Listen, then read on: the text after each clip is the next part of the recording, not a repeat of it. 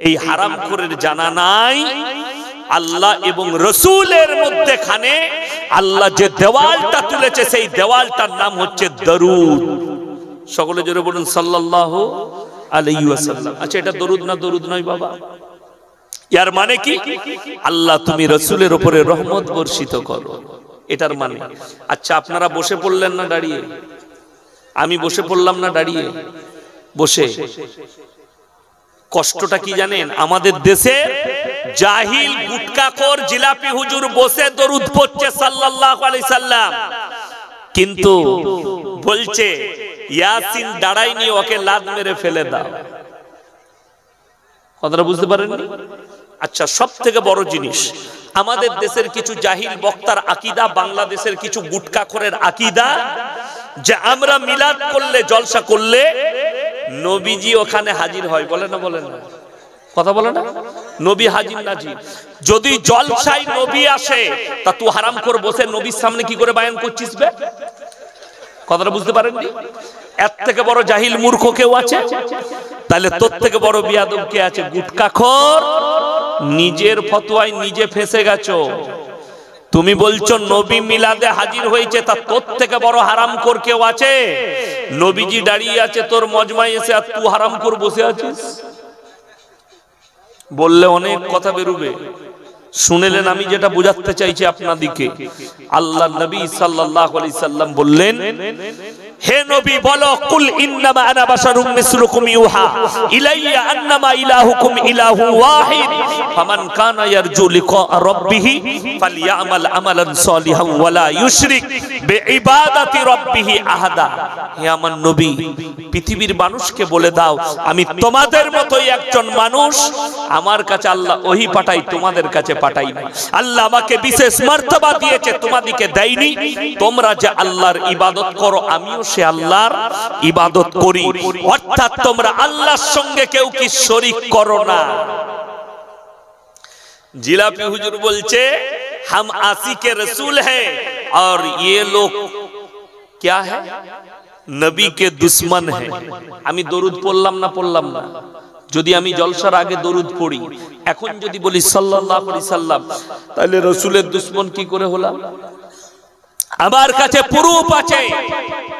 উত্তর প্রদেশের এক গুটকাখোর বয়ান করছে, বেরেলভি বক্তা, যে নিজেকে বলছে मैं अहले सुन्नतुल जमात का मौलवी हूं, तकरीर করছে, বয়ান করছে।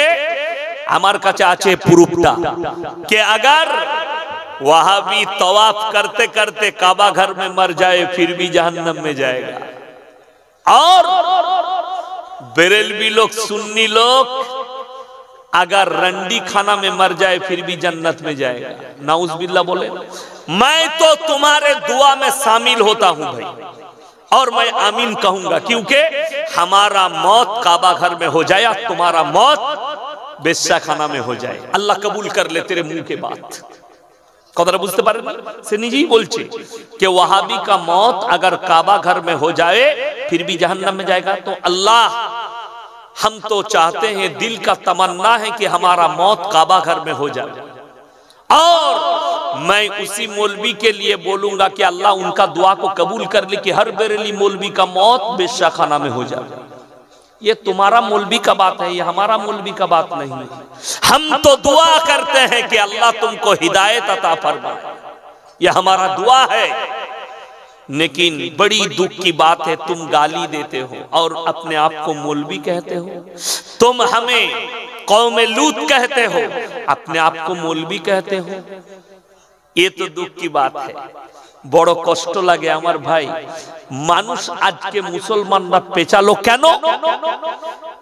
সমাজ পিছিয়ে, সাধারণ লোক শিক্ষার জন্য নয়, আমাদের মতো গুটকাখোরদের মতো কিছু মৌলবীর কারণে।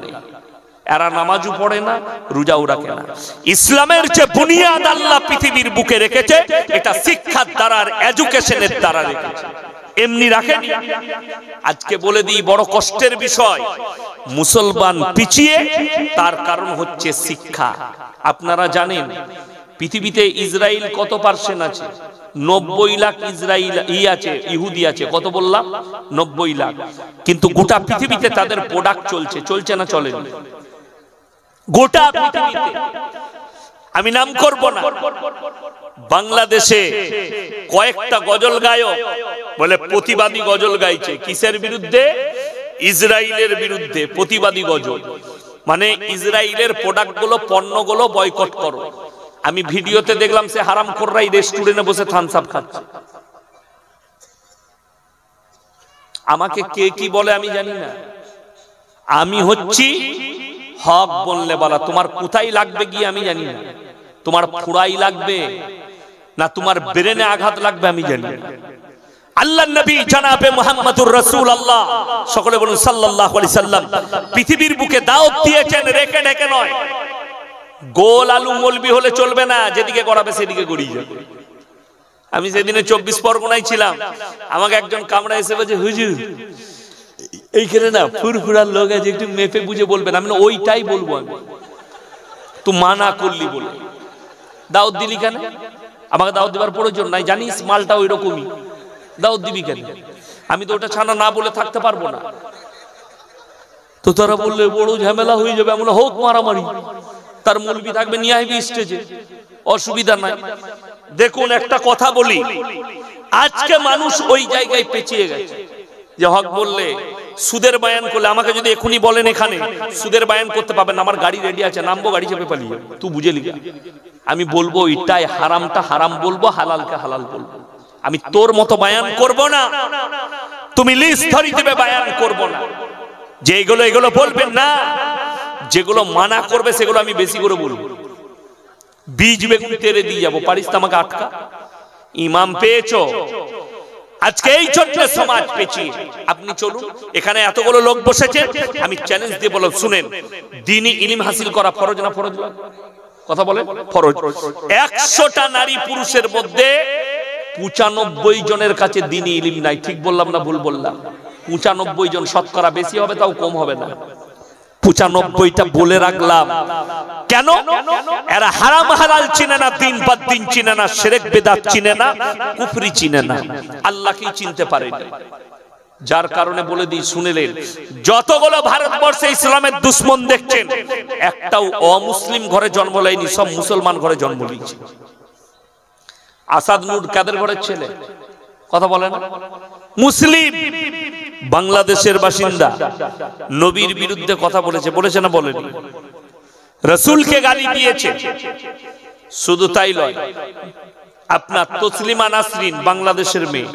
আমি খালি চিন্তা করি, আল্লাহ এই হারাম করগুলো সব বাংলাদেশী জন্ম নেয়। হ্যাঁ, আচ্ছা, ভারতবর্ষ একটা ইসলামিক রাষ্ট্র, ঠিক কিনা? সেকুলার দেশ, সব ধর্ম এটা মিলেমিশে চলে। চলে না? চলে না? সব ধর্মের মানুষ ভারতে আছে। আমরা শুনেছেন ভারতের কোন ক্লাসের বইয়ে সমকামীর কোন পাঠ দেওয়া হয়? বাংলাদেশের বইয়ে দেওয়া হয়েছে। শরীফ থেকে শরীফা বলে একটা ঘটনা, তোলপাট চলছে। চলছে না চলেনি? তোলপাট চলছে। বড় কষ্ট লাগে, দুঃখ লাগে। আমি আপনাদেরকে চ্যালেঞ্জ দিয়ে বলে গেলাম, হে জঙ্গিপুরের এই রঘুনাথগঞ্জের ভাইয়েরা, যুবক যুবতীরা, যারা মনে করছো আল্লাহ সৃষ্টি আমরা সমকামী হব, শুনে নাও, যদি তুমি ভেবে দেখো, তোমার মা যদি সমকামী হতো তুমি আর দুনিয়াতে আসতে না। তোমার বাপ যদি সমকামী হতো তুমি আর দুনিয়াতে আসতে না।